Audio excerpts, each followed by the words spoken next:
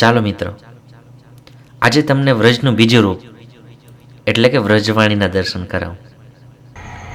500 વર્ષ પૂર્વે અખાત્રીજની અજવાળી રાત્રે વર્ષ વિક્રમ સંવત 1511 ગામ વ્રજવાણી 140 રાસપીની આહિરાણી અને અનવરત ઢોલના નિનાદે તન્મે ઢોલી. એક કેવું ગમગીન દ્રશ્ય બન્યું હશે જ્યારે ધરતીમાં આ 140 દીકરીઓને અહીં સમાવી લીધી હશે.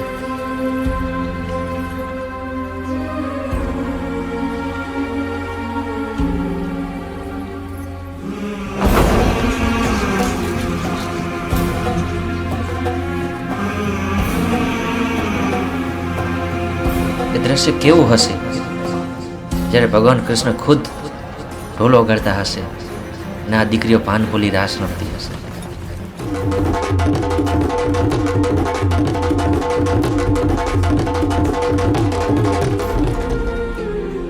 આ એ જ પાવન ધરતી છે જ્યાં ભગવાન શ્રી કૃષ્ણ ઢોલીના રૂપે આવ્યા હતા.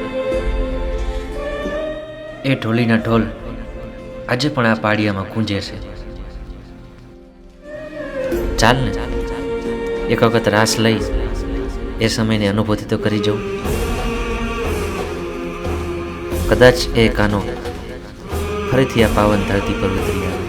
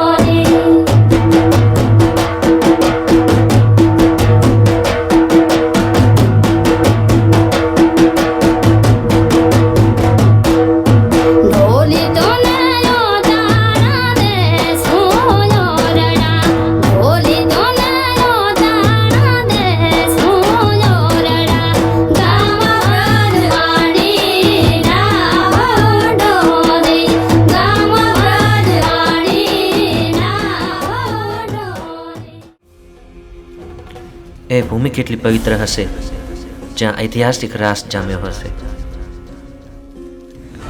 500 વર્ષ પહેલા બંધાયેલ કુવાઓ જેમાંથી અમુક આજે પણ વપરાશમાં આવે એવી સ્થિતિમાં છે.